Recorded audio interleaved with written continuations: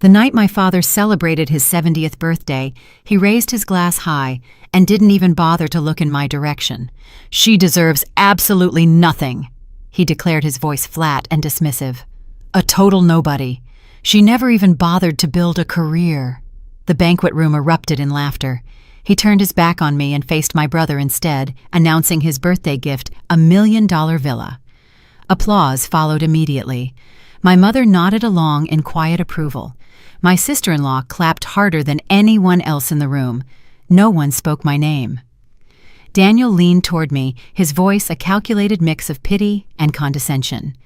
"Don't look so crushed, Clara. Father is right about the business, but I've already talked to him. Once I take over the estate, I'll find a small place for you in the company, maybe a desk in the back. We won't let you starve even if you are a disappointment." He patted my shoulder, the kind of pat one gives a stray dog, before turning back to toast his $1 million villa. I stayed silent. I waited for my moment to leave. The banquet hall was designed to impress: crystal chandeliers, starched white tablecloths, and servers in black vests moving like shadows between the guests. I had arrived early as instructed. I wasn't there as a guest of honor, but as someone expected to help coordinate, be useful, be invisible. My mother had called 3 days earlier to remind me to check on the caterers and the flowers. She never asked if I wanted to come. She simply assumed I would. I always did. The guest list was filled with my father's business associates, golf club friends, neighbors from their gated community, and relatives I only saw at funerals and milestone birthdays. Most of them didn't know me. As I moved through the room before the speeches began, I caught fragments of conversation. "Richard's daughter, the younger one. I thought she lived out of state. Does she even work? I've never heard anyone mention what she does." I did not correct them. I did not introduce myself. I had learned long ago that my presence at family gatherings was tolerated rather than welcomed. My role was to fill empty space, to round out the family portrait for the photographers, and to disappear the moment the camera stopped clicking. My brother Daniel stood near the front of the room with his wife Christine. They looked as though they had been styled for a magazine cover. Daniel wore a tailored navy suit with an impeccable cut. Christine's dress had that understated elegance that whispered quiet money. Together they received congratulations, handshakes, and warm embraces from nearly everyone who entered. No one approached me with that same enthusiasm. A few people offered polite nods. One woman asked if I knew where the restrooms were. Another mistook me for an event coordinator and asked about the dessert options. When my father finally made his announcement about the villa, I was standing near the back wall, close enough to hear every word, far enough to remain unseen. He had waited until most guests had finished their main course, until the champagne had flowed long enough to loosen tongues and heighten emotions. He stood at the head table with my mother at his side, both of them beaming with the satisfaction of people who believed they had earned everything they possessed. "I want to thank everyone for being here tonight," my father began. 70 years, I never thought I'd make it this far, but here I am surrounded by the people who matter most." He paused for effect, and the room went quiet. "I've been blessed with a wonderful wife, a successful son, and a beautiful daughter-in-law who has given us 2 perfect grandchildren. Our family isn't perfect, but we've built something I'm proud of. And tonight I want to announce something truly special, a gift that represents everything our family stands for. Daniel, Christine, please come up here." My brother and his wife walked to the front, their smiles polished and practiced. My father reached into his jacket pocket and pulled out a set of keys. "This is the key to your new home, a villa in Scottsdale, 4 bedrooms, a pool, a view of the mountains. You've earned it, son, for everything you've done for this family, for the business, for our name. This is my way of saying thank you." The applause was immediate and sustained. Christine covered her mouth with her hand, performing surprise, as though she had not known about the gift for weeks. Daniel embraced our father with the kind of warmth that cameras loved, while my mother wiped a stray tear from her eye. I stood frozen, watching the celebration unfold, waiting for someone to turn around and acknowledge that I was still in the room. No one did. It was during the applause that someone asked my father a question I could not quite hear. His response, however, carried across the room with perfect clarity. "Clara," he said, "she deserves nothing. A nobody. She never built a career. Unlike Daniel, she never understood what it takes to succeed in this family." More laughter followed. A few sympathetic glances were sent my way, only to be quickly averted. My mother did not flinch. Christine clapped even louder, as if to emphasize the point. As I reached the door, it opened. A man I did not recognize stepped inside. He was not family. He had not been invited. He was older, perhaps, in his early 60s, with silver hair and a dark suit that looked expensive but not ostentatious. He carried himself with the quiet confidence of someone accustomed to being in rooms full of powerful people. He scanned the crowd once, then looked directly at me. "Excuse me," he said, his voice low but clear. "Are you Clara Whitmore?" The laughter died away instantly. "I'm Thomas Harrington," he continued. "I'm a senior editor with Forbes. I apologize for interrupting your family's celebration, but I need to speak with you. Urgently." The conversations around us faltered. People turned to stare. My father, still standing at the front of the room, with the villa keys in his hand, stared at the stranger with an expression I had never seen on him before. Fear. The applause for Daniel's villa had barely faded when the whispers began. I could feel them moving through the room like ripples across still water, small disturbances that grew larger the further they traveled from their source. The Forbes editor's arrival had disrupted the carefully orchestrated celebration, and now every guest seemed to be recalculating the evening's social mathematics. I did not move from my spot by the back wall. Thomas Harrington had excused himself briefly to take a phone call, promising to return in a few minutes with important information. His departure left me standing alone in a room full of people who had spent the last 3 hours ignoring me completely. My father had returned to his seat at the head table, but his posture had changed. The confident patriarch, who had just been distributing million-dollar gifts, now sat with his shoulders slightly hunched, his eyes repeatedly darting toward the door where Harrington had exited. My mother leaned close to whisper something in his ear. He shook his head sharply, a gesture that silenced her immediately. Daniel and Christine remained near the front, accepting congratulations from a steady stream of well-wishers. But I noticed that my brother's smile had grown rigid, his eyes tracking the same door our father watched.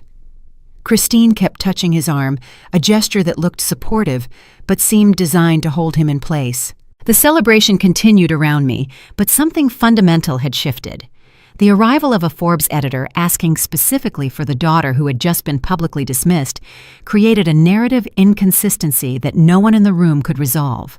I watched as guests glanced in my direction, then looked away, then looked back again, as if trying to determine whether I had suddenly become someone worth knowing. My earliest memories of Daniel revolved around comparison. He was 4 years older, which meant he reached every milestone first. He walked first, talked first, went to school, first graduated first. By the time I arrived at each achievement, the celebration had already happened. My parents had already documented Daniel's first steps, his first words, his first day of kindergarten. When I did those same things, the response was polite acknowledgement rather than genuine excitement. The pattern continued through my childhood and adolescence. Daniel played football and made the varsity team as a sophomore. I joined the debate club and won regional competitions, but my trophies gathered dust in my bedroom, while Daniel's were displayed in the living room. Daniel got accepted to our father's alma mater and received a car as a graduation gift. I earned a full academic scholarship to a school across the country and received a handshake. The party continued for another hour after Harrington's initial appearance. I watched my family perform their roles with the precision of actors who had rehearsed the same play for decades. My father held court at his table, dispensing wisdom and accepting tributes. My mother circulated among the guests, ensuring everyone felt welcomed and impressed. Daniel and Christine posed for photographs with their new keys, their smiles never wavering. No one asked me to join any of these rituals. No one checked to see if I was still in the room. At one point, my mother approached me briefly, her expression tight with controlled irritation. "Clara, the caterers need someone to check on the dessert service. Could you handle that? You're not doing anything else?" I nodded and moved toward the kitchen, where the servers were preparing trays of miniature cheesecakes and chocolate mousse. They looked startled when I entered, probably because guests were not supposed to be in the service area. I explained that I was just checking on things, and they relaxed, assuming I was a coordinator rather than a family member. The head caterer, Maria, was efficient and organized. She did not need my help, but I stayed for a few minutes anyway, watching her team work with quiet professionalism. The kitchen was the only place in the building where I did not feel like an intruder. When I returned to the main room, I found my father engaged in conversation with several business associates. They were discussing the villa, praising my father's generosity and Daniel's achievements. One man mentioned real estate values in Scottsdale.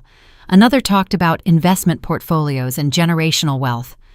I stood close enough to hear, though no one seemed to notice my presence. "You must be proud," one of the men said to my father. "Daniel has really made something of himself." My father nodded, his chest expanding with satisfaction. "He has my work ethic. Same drive, same determination. You can see it in everything he does." "And your daughter?" the man asked, glancing around as if just remembering I existed. "What does she do?" My father's expression flickered briefly before settling into something between dismissal and disappointment. "Clara. She's still figuring things out. Always been more of a dreamer than a doer, if you know what I mean. Some people just don't have what it takes to succeed in the real world." The men nodded sympathetically, as if my failure to meet my father's standards was a tragedy they could all understand. Then the conversation moved on to golf handicaps and stock portfolios, and I was forgotten again. Instead, I walked toward the windows overlooking the parking lot where expensive cars waited to carry their owners back to their expensive lives. The night was clear and cold, the kind of winter evening that made breath visible and stars sharp. My mother found me there a few minutes later. "Clara, why are you standing alone? People will think something is wrong." I did not turn to look at her. "People don't think about me at all." She sighed, a sound weighted with years of accumulated frustration. "Don't start this tonight.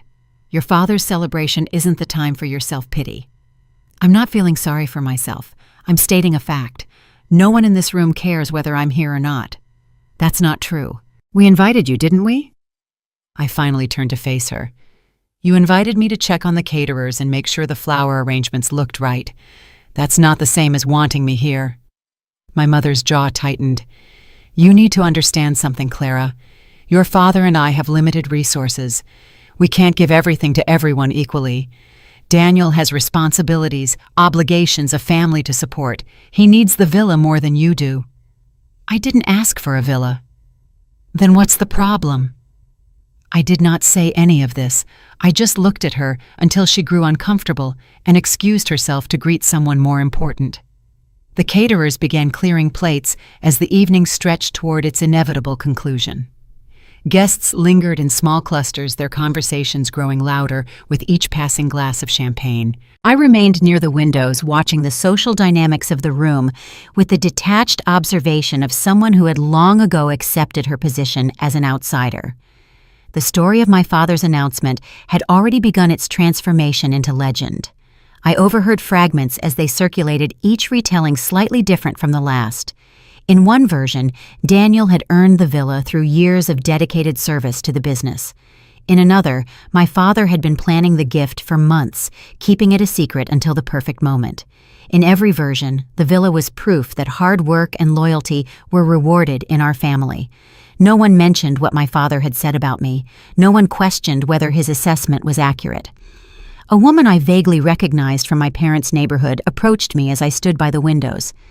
She was older, well-dressed, with the kind of preserved elegance that suggested regular visits to expensive dermatologists. Her smile had the quality of someone about to offer sympathy they did not actually feel. "You must be Clara," she said, positioning herself beside me as if we were old friends. "Your father mentioned you in his speech." I nodded, waiting for the inevitable follow-up. "It must be difficult," she continued, lowering her voice conspiratorially. "Having a brother like Daniel. He's accomplished so much. Hard to live up to, I imagine." "I'm not trying to live up to him." She laughed, the sound tinkling and artificial. "Of course not, dear. Everyone finds their own path. Some paths are just longer than others." She patted my arm with a condescension that left no room for response, then drifted away to join a conversation with people who actually mattered to her.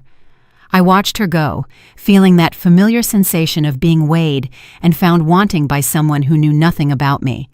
People I did not know approached me to offer variations on the same theme. They acknowledged my existence in ways that reinforced my insignificance.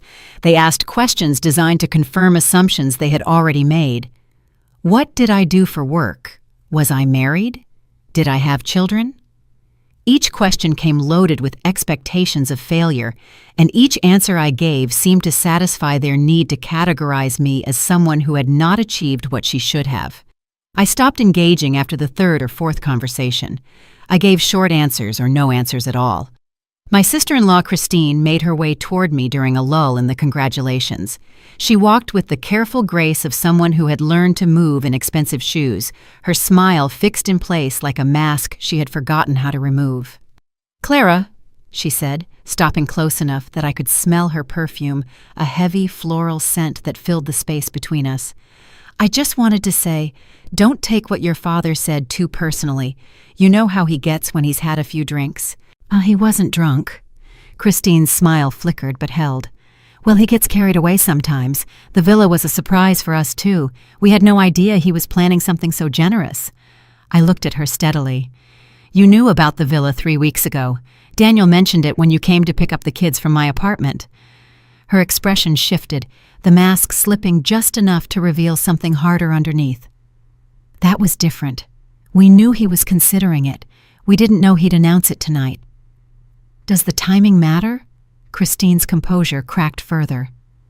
"Look, Clara, I'm trying to be nice here. I know things haven't been easy for you, but that's not our fault.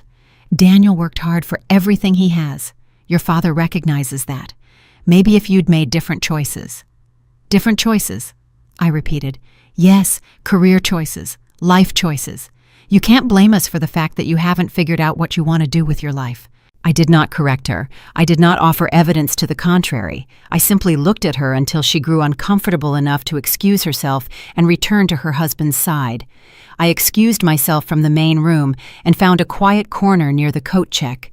The attendant, a young woman likely working her way through college, looked up from her phone with professional alertness. "Can I help you find something?" "No," I said. "I just need a minute." She nodded sympathetically, the way people do when they recognize someone trying to hold themselves together. "Rough night." "Something like that." She went back to her phone, giving me the privacy I needed. I stood in the quiet space, breathing slowly, reminding myself that this evening was temporary. When I returned to the main room, I found that the dynamics had shifted again. The Forbes editor, Thomas Harrington, had returned from his phone call. He stood near the entrance, scanning the crowd with the focused attention of someone looking for a specific person. Our eyes met across the room. He began walking toward me, his expression unreadable. The conversations around us continued, but I noticed that people were beginning to watch.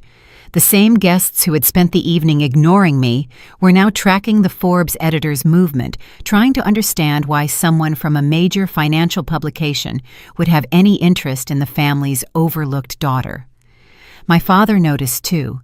From his position at the head table, he watched Harrington approach me with an expression that combined suspicion and something I had never seen on his face before, genuine concern. Thomas Harrington reached me just as the string quartet my father had hired began playing a waltz. The music provided convenient cover for our conversation, muffling our words from the curious ears around us. "Miss Whitmore," he said, keeping his voice low, "I apologize again for the intrusion. I know this isn't the ideal setting for what I need to discuss." "What do you need to discuss?" He glanced around the room, noting the attention we were attracting. "Perhaps somewhere more private. This conversation shouldn't happen in the middle of your father's celebration." "This isn't my celebration." Something shifted in his expression, a flicker of understanding that suggested he had already formed opinions about my family dynamics. "Nevertheless, is there somewhere we could speak without an audience?" Before I could answer, my father appeared beside us. He moved with the forced casualness of someone trying to assert control over a situation he did not understand. "Everything all right here?" he asked, directing the question at Harrington rather than me. "I don't believe we've met. Richard Whitmore." Harrington shook his hand with professional courtesy. "Thomas Harrington, Forbes." My father's smile tightened almost imperceptibly. Forbes, I wasn't aware anyone from the press had been invited tonight. I wasn't invited, Mr. Whitmore. I'm here on business. Business? What kind of business would bring Forbes to my birthday party? Harrington looked at me, then back at my father. Business with your daughter, actually. The statement hung in the air between us. My father's confusion was visible, his eyes narrowing his brow, furrowing his mind, clearly struggling to reconcile the idea of Forbes having business with the daughter he had just publicly dismissed as a nobody. Clara. He laughed, but the sound was hollow. I think there might be some mistake. Clara doesn't have any dealings with Forbes. No mistake, Harrington said evenly. Actually, Mr. Whitmore, I've been chasing a shadow for months. My investigation into the sudden shift in the city's commercial landscape led me here. I need your daughter to confirm a few high-stakes details before our lead story goes to print at midnight. It's a matter that will redefine the name Whitmore forever. My father's face hardened. He did not see a secret billionaire. He saw a liability. What has she done now if she's involved in some legal mess or debt? I won't have it ruining my reputation tonight. Clara, tell this man whatever trouble you've caused and get out. Daniel appeared next, Christine trailing behind him. The golden sun had sensed a threat to the evening's narrative and came to support his father. What's going on? Daniel asked, positioning himself beside our father in a display of family solidarity. This gentleman from Forbes claims he has business with your sister, my father said. I was just explaining that there must be some kind of misunderstanding. Daniel looked at me with the particular expression he reserved for moments when I had done something embarrassing. Clara, what is this about? I don't know yet, I said honestly. Mr. Harrington hasn't told me. Then maybe you should ask him to leave. This is Father's birthday, not some business meeting. Harrington remained unruffled by the family's united front. I understand this is an inconvenient time. I wouldn't be here if the matter weren't urgent. We're publishing a story tomorrow morning, and I need to speak with Miss Whitmore before it goes to print. A story about what? My mother demanded. As I said, that's confidential until Miss Whitmore and I have a chance to discuss it. The impasse stretched for several seconds. Guests nearby had stopped pretending not to listen. The string quartet played on their waltz, providing an absurd soundtrack to the growing tension. I made a decision. There's a small conference room down the hall, I said. We can talk there. My father grabbed my arm, not roughly, but firmly enough to make his objection clear. Clara, you don't have to do this. We don't know who this man really is or what he wants. He's shown me his credentials, I said, gently removing my arm from his grip. And whatever he has to say, I'd rather hear it in private than in front of all your guests. We should come with you. No. The word surprised him. I could count on one hand the number of times I had directly refused my father anything. He was so accustomed to my compliance that my refusal seemed to stun him into momentary silence. I used that silence to walk away, Harrington falling into step beside me. Thank you, he said quietly as we moved through the crowd. This will be easier to discuss without an audience. I did not respond. I was too aware of the eyes following us, the whispers beginning to spread, the social calculus being recalculated by everyone who had witnessed the exchange. The conference room was small and utilitarian, clearly a space meant for building management rather than elegant gatherings. Fluorescent lights hummed overhead, and the furniture consisted of a scratched table surrounded by mismatched chairs. It was a stark contrast to the chandelier-lit ballroom we had just left. Harrington closed the door behind us and gestured for me to sit. I remained standing. Say what you came to say. He nodded, reaching into his jacket pocket for a leather portfolio. Miss Whitmore, I'll get straight to the point. Forbes has been working on a feature about anonymous investors who have quietly amassed significant real estate portfolios over the past decade. Our research led us to a holding company called Whitfield Properties. Are you familiar with it? I said nothing. I understand if you're reluctant to confirm. Many of our subjects prefer anonymity, but the story is going to be published tomorrow morning regardless. I'm here tonight because we wanted to give you the opportunity to comment before it does. Why tonight? I finally asked. Why not reach out through normal channels? We tried. Your representatives have been declining our requests for weeks. When we learned about your father's birthday celebration, we decided to make a final attempt. Tomorrow's issue goes to print at midnight. What do you want from me? Just confirmation. And if you're willing, a brief comment for the article. I turned to face him. And if I refuse to confirm, we'll publish based on our documentation. We have corporate records, property deeds, financial statements. He spread several documents on the table. Records I recognized a paper trail that led unmistakably to me. Miss Whitmore, I've been doing this job for 30 years. I've profiled billionaires and titans of industry, but I've never seen anyone build what you've built while remaining so completely invisible. I looked at the documents at the proof of everything I had created while my family was busy dismissing me. No, I said quietly. They don't see. But for the first time that night, the room was not laughing anymore. Harrington gave me 15 minutes to make my decision.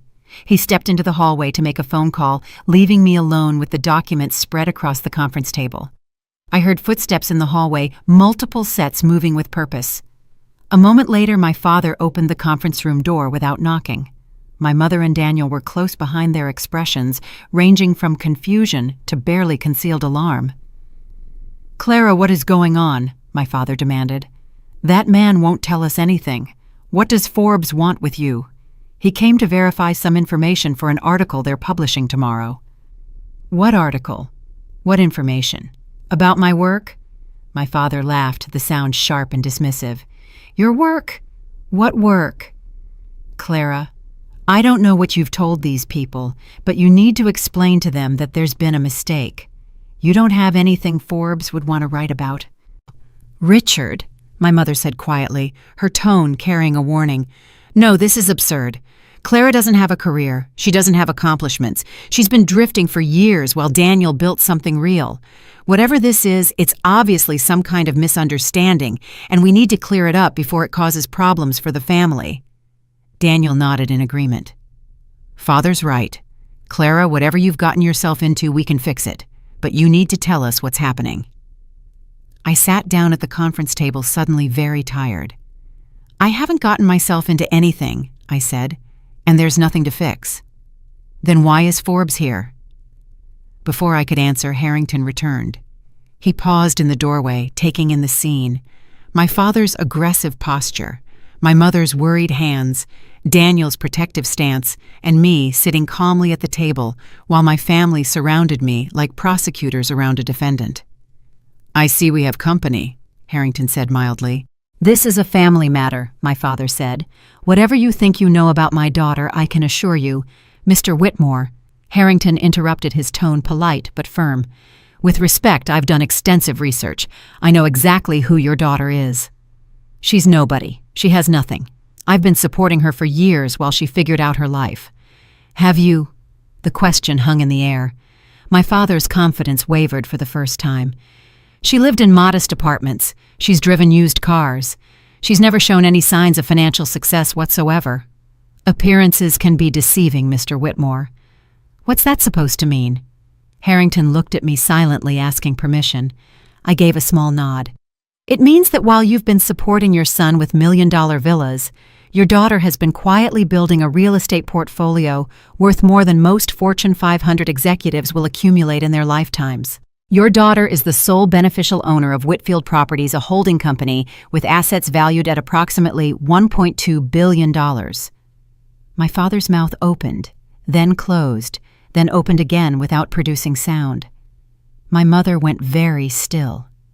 Daniel looked at me with an expression I had never seen before, something between disbelief and the first flickerings of genuine fear. "That's impossible," my father finally managed. "I have the documentation right here." Harrington gestured at the papers on the table. "Corporate records, property deeds, financial statements. Your daughter is the sole owner." My father reached for the nearest document with hands that were not quite steady. He scanned the page, his eyes moving rapidly across numbers and names he did not recognize. Then he looked at me with an expression I had never seen directed at me before. Not disappointment, not dismissal, not condescension. "Clara, how—" I did not answer.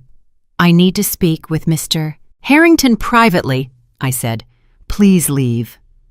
We're not leaving until we understand what's happening, Daniel said. Daniel, you haven't been interested in what's happening in my life for 15 years. You don't get to start now because Forbes showed up.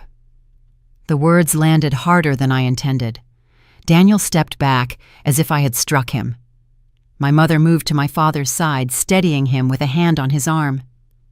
Richard, perhaps we should give Clara some space. We can discuss this after— No. My father's voice had regained some of its authority, though it sounded hollow. I want to know how this happened. I want to know why no one told me. Because you never asked, I said quietly. Because you decided who I was when I was 12 years old, and you never revised that opinion no matter what I did. Because every time I tried to tell you about my life, you compared me to Daniel and found me lacking. Because you just stood up in front of 100 people and called me a nobody. Harrington cleared his throat. Miss Whitmore, I need your decision about the article. We're running short on time.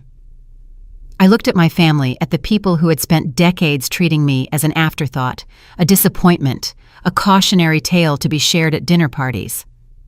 Then I looked at Harrington, at the documents that proved everything I had built at the future that was about to unfold, whether I approved or not. Publish the story, I said. I'll give you your comment. No one was celebrating anymore. They were waiting. Thomas Harrington pulled out a small recorder and placed it on the conference table. My family remained frozen in their positions, my father gripping the back of a chair, my mother pressed against his side, Daniel standing near the door with Christine, who had joined us at some point during the conversation. The silver casing of the recorder caught the harsh fluorescent light as it sat motionless between us. Harrington's hand hovered over the device for a moment, his fingers steady while the hum of the building's ventilation system became the only audible sound in the room. No one moved to sit. No one reached for the water pitcher in the center of the table. Harrington nodded, satisfied. Do you have any comments you'd like included in the article? No comment, I said. The documents speak for themselves. Harrington closed his portfolio with a sharp click that echoed off the bare walls. He moved with deliberate slowness as he retrieved his recorder, his gaze sweeping over the family members who had yet to change their postures. He adjusted his jacket, the fabric rustling in the absolute quiet, before he looked back at me. Harrington stood. Thank you for your time, Miss Whitmore, and congratulations on your achievements. He left the conference room, closing the door behind him.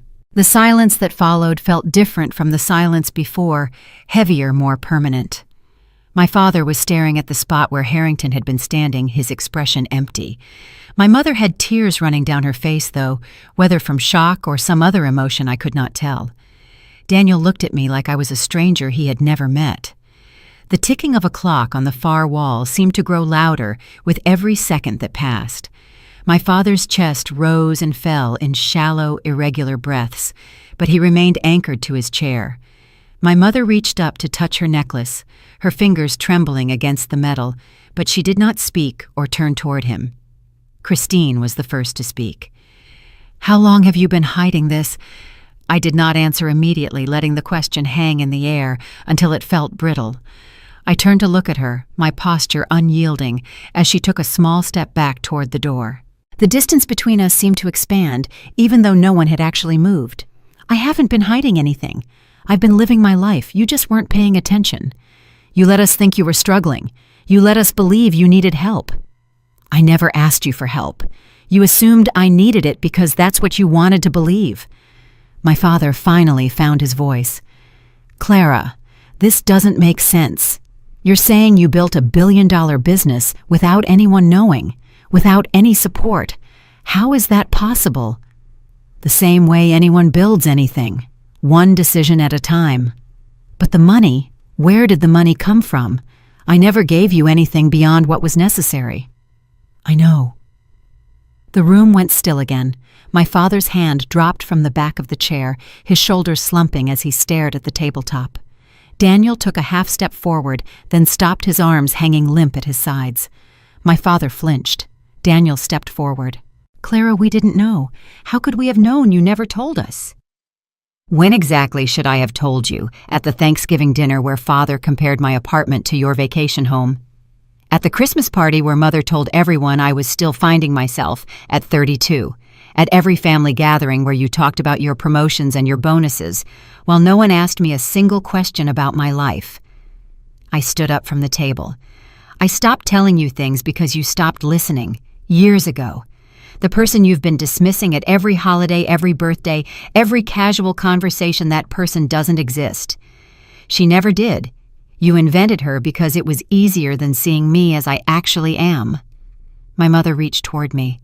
Clara, honey, we didn't mean, don't. I stepped back from her hand. Don't tell me what you meant. I know what you meant. You meant every word you said tonight.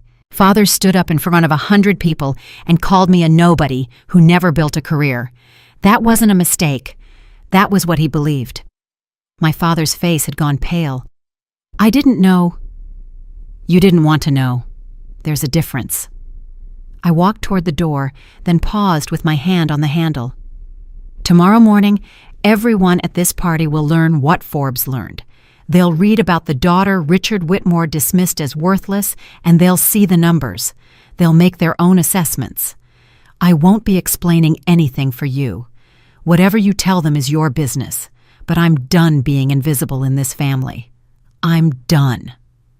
I walked out without waiting for a response. No one had asked her a single question all night. Now, no one dared to speak at all. I returned to the main ballroom to find the celebration continuing in diminished form. Half the guests had already left, likely sensing that the evening had soured without understanding why. The remaining attendees clustered in small groups, their conversations more subdued than before. The string quartet had switched to slower pieces, their music filling silence, rather than inspiring dancing. I walked through the room without stopping to speak to anyone. I did not need to. The atmosphere had already shifted in ways that could not be reversed. I passed a group of business associates near the center of the hall. As I approached, their conversation clipped off abruptly. One man turned his back to examine a floral arrangement, while another suddenly became very interested in the bottom of his empty champagne glass. They did not look up as I moved past them. My family emerged from the hallway a few minutes after me. I watched from across the room as they attempted to rejoin the party, their faces arranged in expressions of normalcy that could not quite mask the shock underneath. My father made his way to a group of business associates near the bar. His voice was loud enough to carry when he laughed at something one of them said, but the laugh sounded forced. The men around him seemed to notice their responses were polite but measured, lacking the warmth that had characterized their earlier interactions. They stood in a loose circle, the spacing wider than it had been earlier in the night. When my father spoke, the men nodded, but their eyes drifted toward the exit or the musicians. No one asked him a follow-up question. Daniel and Christine positioned themselves near the gift table, where they made a show of examining the cards and presents that had accumulated throughout the evening. Christine smiled at everyone who passed, but her eyes kept darting toward me, then away, as if she could not decide whether looking at me was dangerous. She picked up a small gift box, turning it over in her hands repeatedly without looking at the tag. Daniel stood with his hands in his pockets, his gaze fixed on the double doors at the far end of the room. When a waiter offered them a tray of appetizers, they both declined without looking at the man. My mother stayed close to my father, her hand on his arm, her role as supportive wife apparently the only thing she knew how to perform in moments of uncertainty. She nodded along to conversations without contributing, smiled at people without warmth, and moved through the room like someone walking through a dream that had become a nightmare. I noticed that the guests who remained were behaving differently now. They still ignored me for the most part, but the quality of their ignoring had changed. Before, they had looked past me, as if I genuinely did not exist. Now they were actively avoiding eye contact, deliberately turning away when I moved in their direction, carefully positioning themselves so that engaging with me would not be necessary. A neighbor of my parents, a woman who had spoken to me earlier in the night, stepped behind a pillar as I walked toward the buffet table. Two men standing near the windows broke their huddle and moved in opposite directions as soon as I turned toward them. The murmurs in the room were low, a steady hum that stopped and started in patches depending on where I was standing. I found a seat near the windows and watched the careful dance unfold. A woman who had earlier asked me about the dessert options passed by without acknowledgement. A man who had laughed at my father's nobody comment studiously examined his phone whenever I was in his line of sight. The head caterer, Maria, caught my eye briefly and gave me a small nod that might have been sympathy or solidarity. Maria's team continued to move through the room, clearing half-empty glasses with efficient, quiet motions. They were the only people who did not change their path as I sat there.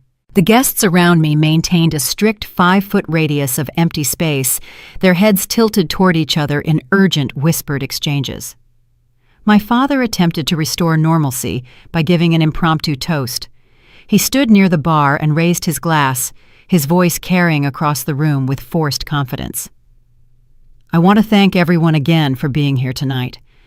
This has been an evening I'll never forget. To my family, though," he continued, "to loyalty, to the bonds that hold us together through everything." A few guests raised their glasses. Most did not. The toast felt hollow, the words contradicting everything that had happened in the past hour. When he finished, the conversations resumed, but they had a different character now. I overheard fragments as they drifted past me. "What do you think that Forbes thing was about?" "No idea. Something about the daughter, apparently." "Didn't he just say she was a nobody? Strange, right? Why would Forbes care about someone who's a nobody?" The questions hung in the air unanswered. My family could not explain without revealing what they had learned, and they clearly were not ready to reveal anything. Daniel approached me as the evening wound toward its conclusion. He stood a few feet away, hands in his pockets, looking at me with an expression I could not quite read. "Clara, can we talk?" "We are talking. I mean really talk, about what happened there." "I don't have anything else to say." "Well, I do." He took a breath, organizing his thoughts. "I don't understand how you did this, how you built something this big without any of us knowing. It doesn't make sense." "It makes perfect sense. You just weren't paying attention." "That's not fair." "Isn't it? When's the last time you asked me about my work? When's the last time you showed any interest in what I was doing with my life?" He opened his mouth to respond, then closed it. "Exactly," I said. "You didn't ask because you didn't care, because in your mind I was already defined. I was the unsuccessful sibling who made you look better by comparison. You needed me to be that, so you never looked closely enough to see anything else." Father was wrong to say what he said. I can see that now. "You couldn't see it an hour ago. You clapped along with everyone else." He had no response to that. "I'm leaving," I said. "I'll have my assistant contact the family in the morning to coordinate any necessary follow-up regarding the article. You have an assistant. I have a staff, a company, a life you've never asked about." I picked up my purse from the chair. "Tomorrow everyone who is at this party will learn the truth.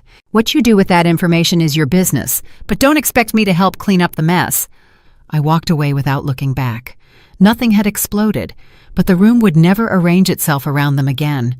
The Forbes article published at 6 a.m. Eastern, exactly as Thomas Harrington had promised. By 7, my phone had accumulated over 300 messages from numbers I did not recognize. By 8, the major business news networks had picked up the story. By noon, my father's birthday celebration had become a footnote to the larger narrative of a secret billionaire revealed. I watched the coverage from the living room of my apartment, the same modest 2-bedroom unit I had occupied for the past 8 years. The same space my family had used as evidence of my failure. The same address they visited once a year to pick up their grandchildren's birthday presents, always with comments about how I should really think about moving somewhere nicer.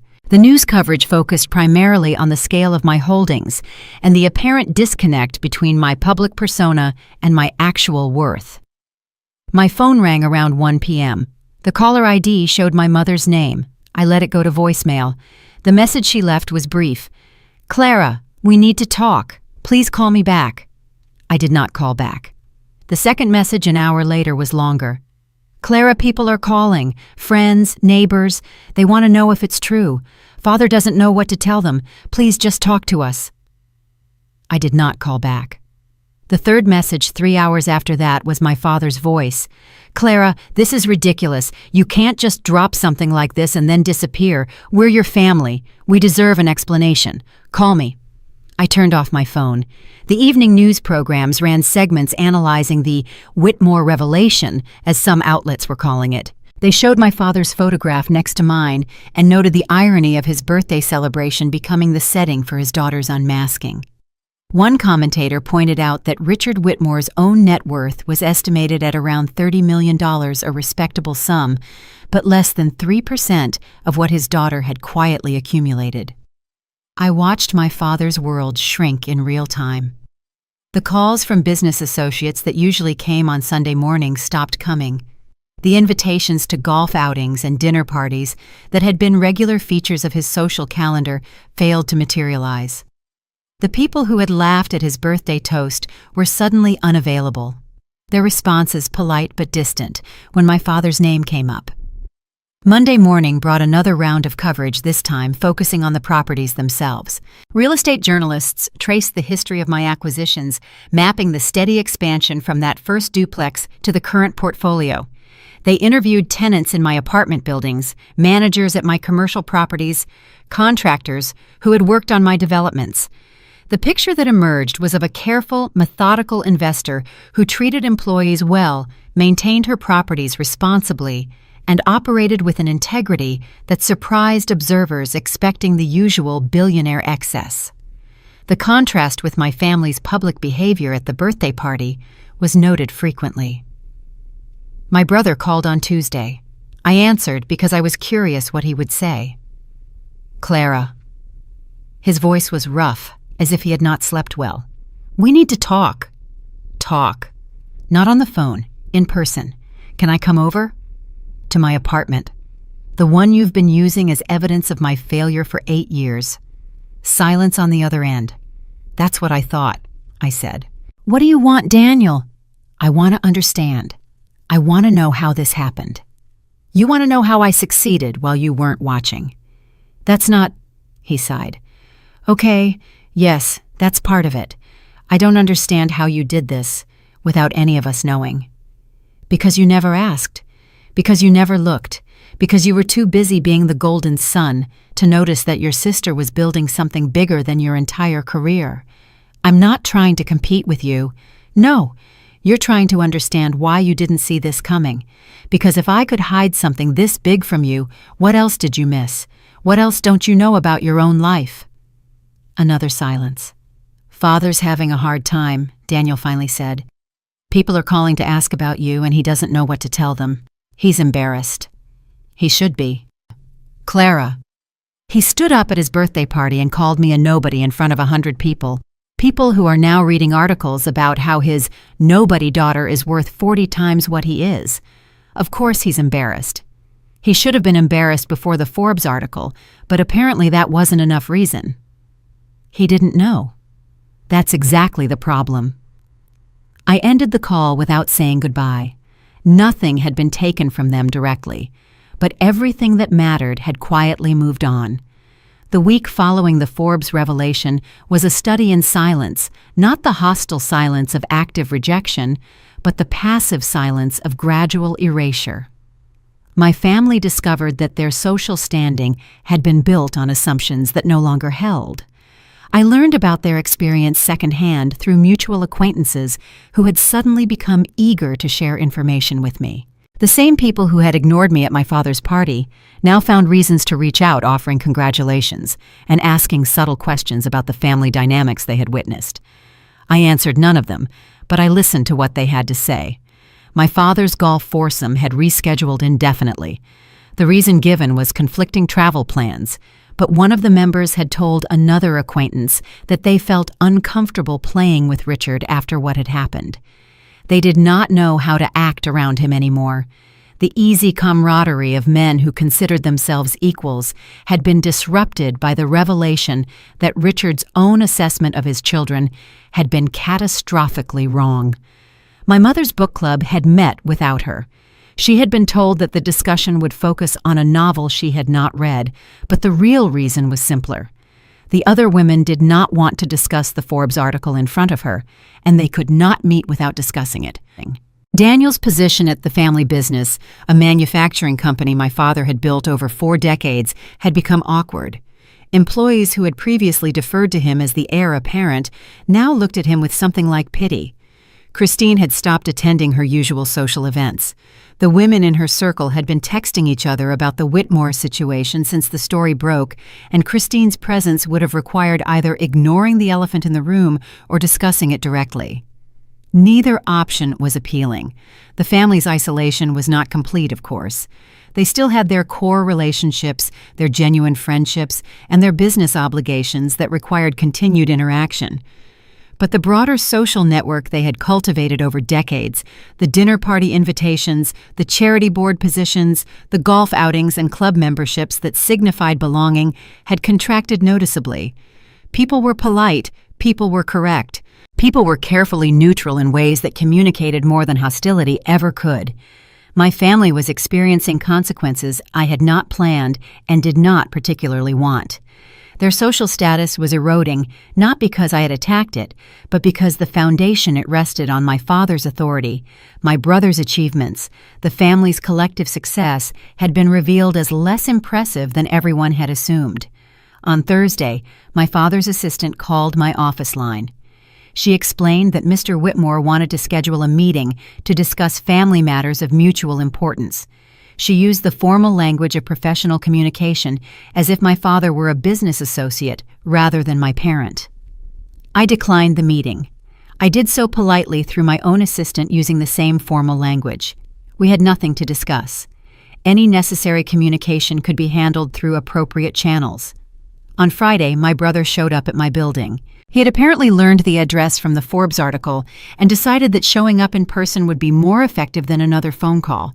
I said no. They escorted him out with professional courtesy. On Saturday, my mother appeared at the modest apartment, the one she thought was my real home. I happened to be there collecting mail that had accumulated since the article was published. I saw her car pull into the lot through the window and had time to decide whether to answer the door. I decided to answer. She looked older than she had at the birthday party, though only a week had passed. The careful makeup and styled hair remained, but something in her posture had changed. She held herself differently, as if she was not sure she deserved to take up space. "Can I come in?" she asked, "for a few minutes." She entered the apartment looking around as if seeing it for the first time. In a sense, she was. The space that had seemed to her like evidence of struggle now looked like a deliberate choice, a conscious embrace of simplicity by someone who could afford anything. "Clara, I don't know what to say." "Then don't say anything. Your father is devastated. His pride is damaged. That's not the same thing." She sat down on the edge of the sofa, perching rather than settling. "He never meant for things to be this way." "What way?"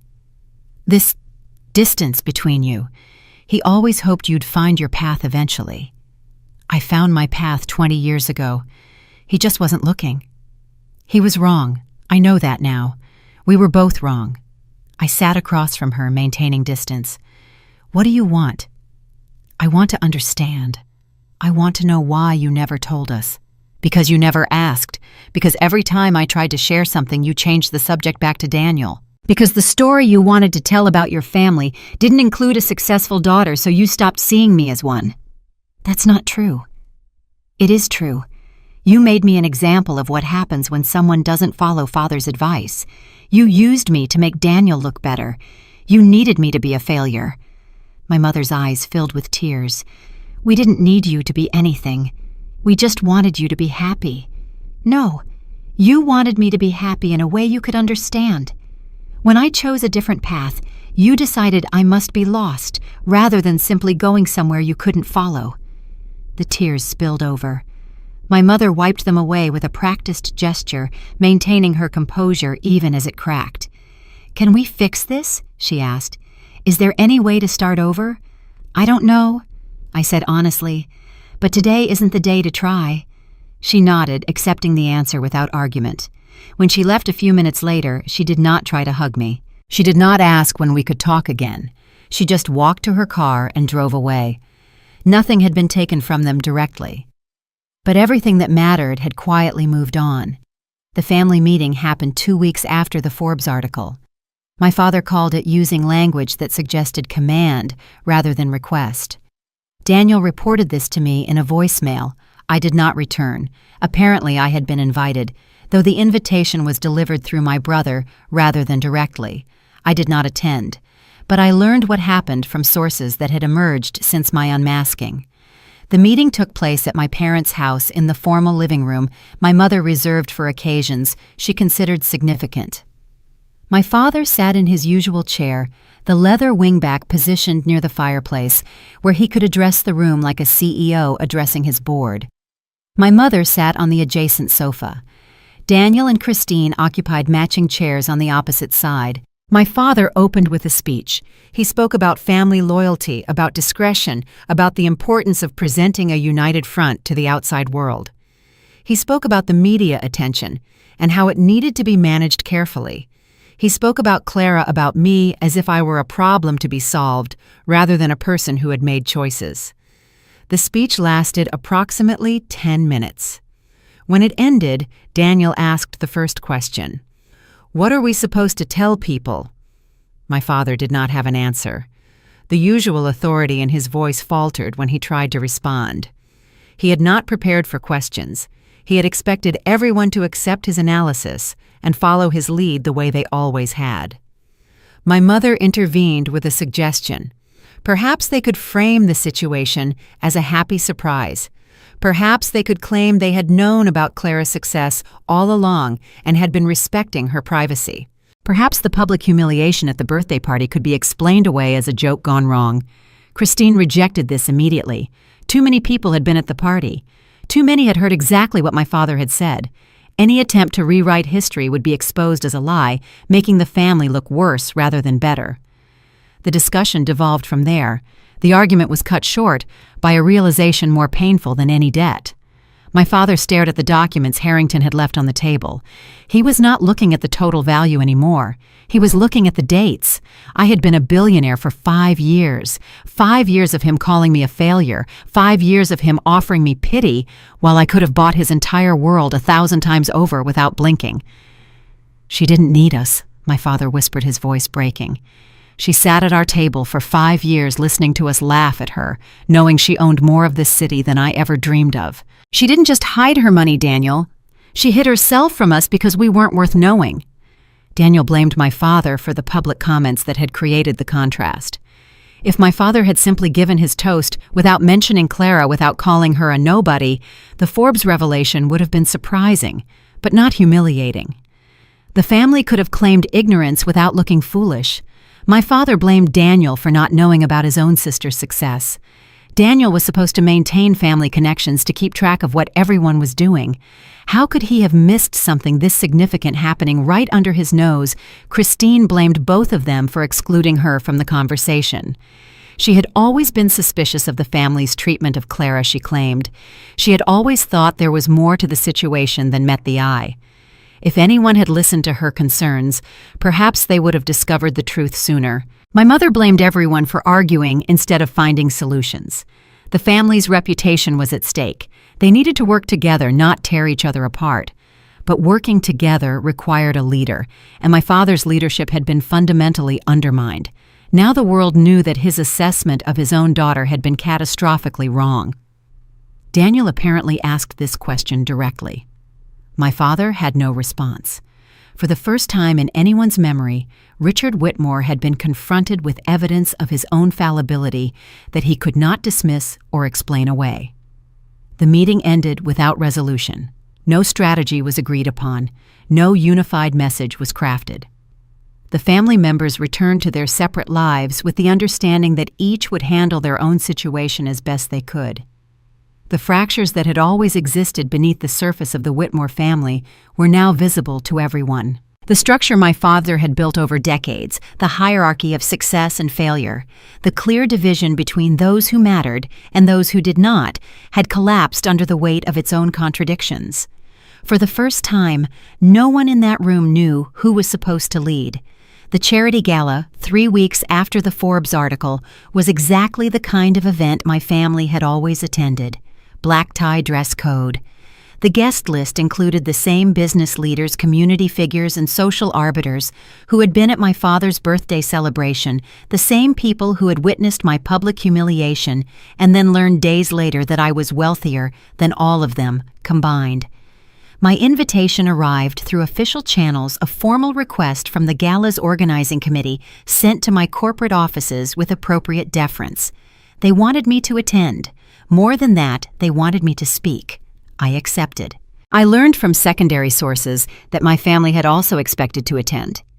The gala was a regular fixture on their social calendar, an opportunity to see and be seen, to reinforce their position in the community's upper echelons.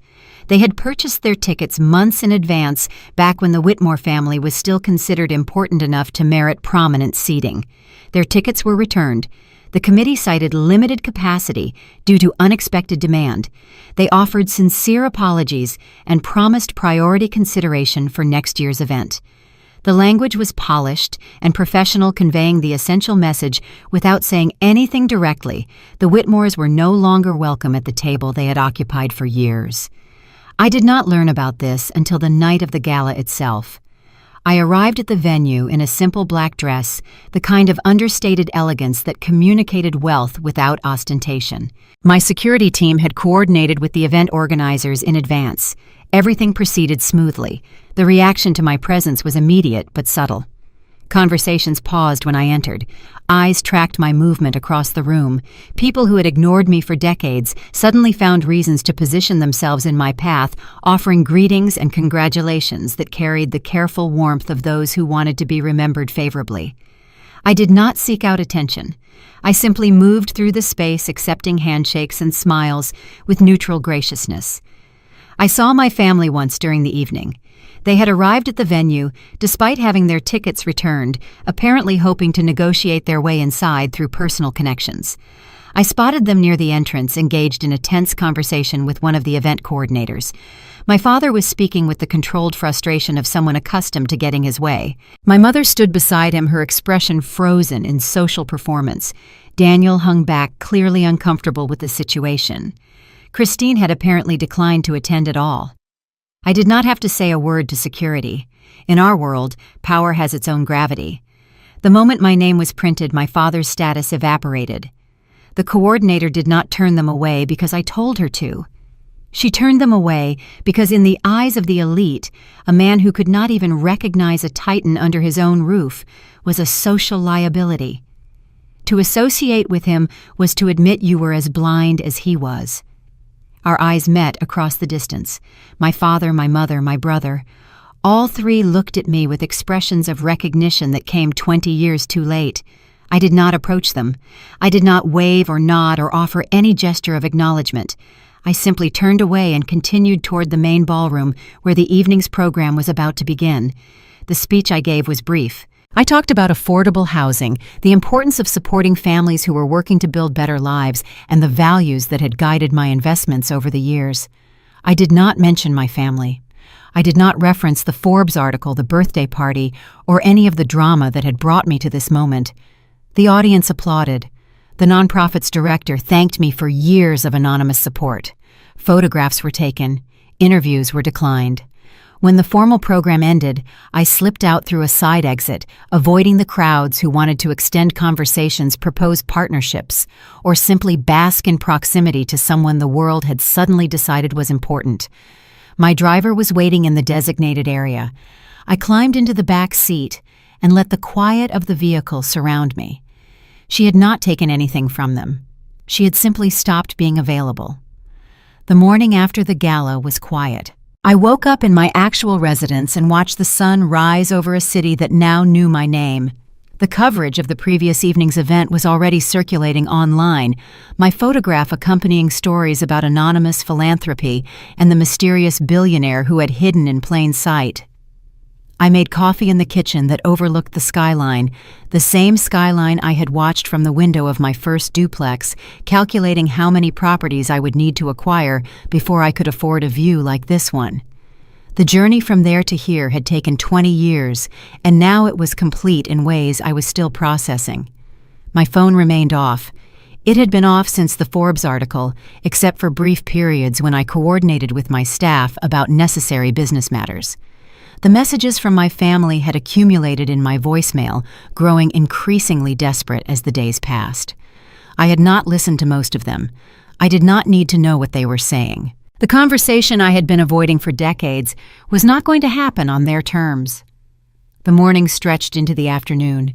I read answered emails and reviewed the quarterly reports my CFO had prepared. The business continued operating regardless of the publicity, the properties generating revenue, the investments appreciating the empire I had built, functioning exactly as it was designed to function. Nothing about my actual life had changed because of the Forbes article. Only the world's perception of that life had shifted. Around 3 p.m, I received a message through official channels. My assistant forwarded it without comment, a formal letter from my father printed on his company's letterhead requesting a meeting to discuss family matters of mutual importance. I considered the letter for a long time. The language was careful, stripped of the authority and condescension that had characterized my father's communication for as long as I could remember. He was asking rather than telling, requesting rather than demanding. The shift in tone acknowledged something he had never acknowledged before, that I had the power to refuse him. I considered the letter, then thought about the monthly allowance Daniel had once offered me. I thought about the administrative desk they had planned for their disappointment of a daughter. I did not send a response. I did not have my lawyers call. I simply dropped the letter into the shredder, not as an act of revenge, but as an act of housekeeping. They had spent 30 years making me nothing, and I was finally giving them exactly what they wanted: nothingness. My silence was not a weapon. It was a boundary they would never cross again. The weeks that followed were a strange kind of peaceful. The media attention faded as newer stories captured the public's interest. My family retreated from public view, managing their embarrassment with whatever private resources they could marshal. The social circles that had once welcomed them slowly closed, not with dramatic exclusions, but with the gradual cooling of invitations and opportunities. I heard through intermediaries that my father had scaled back his involvement in the company, citing health concerns that no one quite believed. Daniel had been given more responsibility, but the transition was awkward. The authority he inherited was shadowed by questions about whether he deserved it. My mother had withdrawn from most of her social activities. She spent more time at home now, more time alone. My family had called me nothing for 30 years. They had defined me by my deficiencies, measured me by their own standards, and found me consistently wanting. And now the world knew different, not because I had proven them wrong, but because the truth had finally become impossible to ignore. I did not need them to apologize. I did not need them to acknowledge their mistakes. I did not need anything from them at all. The wealth I had built was mine, accumulated through my own choices and efforts. The life I had constructed existed independent of their opinions. They had called me nothing.